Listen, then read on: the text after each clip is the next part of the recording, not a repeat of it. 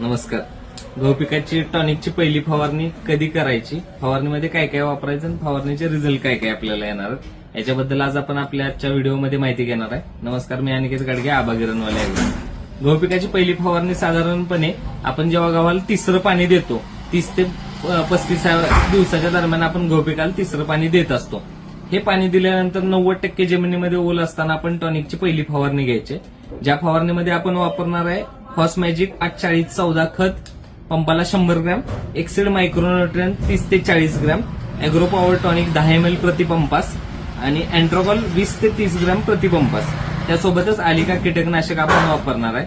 ही फवारणीचे result आपल्याला जे initial स्टेजला गहू पिकाला येणारी मायक्रोन्युट्रिएंट डिफिशियन्सी ही क्लिअर करून जाते. त्यासोबतच आता जे वातावरणात बदल होत असतात, ढगाळ वातावरण येतं, धुकं पडतं, यामुळे जे तांबेरा जी बुरशी पिकाला येत असते ते अँट्रोकॉलमुळे कव्हर होऊन जाणार आहे.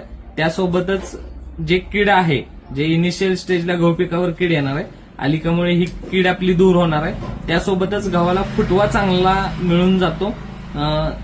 त्यासोबतच जे पिवळापणा जो येतो, एखाद्या झिंकची फेरेटची डिफिशियन्सी असते, ही सर्व डिफिशियन्सी क्लिअर होऊन जाते आणि हिरवगार असं आपलं गव्हाचं पीक आपल्याला दिसून येतं.